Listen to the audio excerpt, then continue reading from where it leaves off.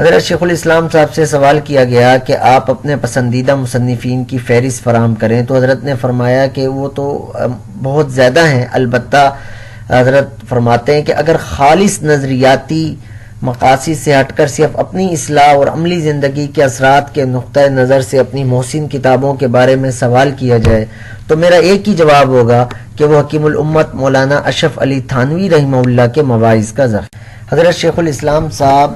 اپنی روداد لکھتے ہیں کہ حضرت تھانوی کی کتابوں کا مطالعہ کس کس دور سے گزرا۔ لکھتے ہیں کہ ابتدائی مطالعے کے دور میں حضرت کی تالیفات اور مواعظ و ملفوظات اپنی فہم و ادراک کی پہنچ سے بالا تر معلوم ہوتے تھے، اس لیے انہیں دلچسپی کے ساتھ پڑھنے کا موقع کم آتا تھا، لہذا حضرت والد ماجد اور اپنے شیخ حضرت عارفی رحمہ اللہ کی ہدایت پر روزانہ معمول کے مطابق جب مواعظ کا مطالعہ شروع کیا تو رفتہ رفتہ دلچسپی اس قدر بڑھی کہ شروع کرنے کے بعد کسی حد پر رکنا طبیعت پر بار ہونے لگا۔ تو اس سے معلوم ہوا کہ بچوں میں استقامت اور بچوں میں استقلال،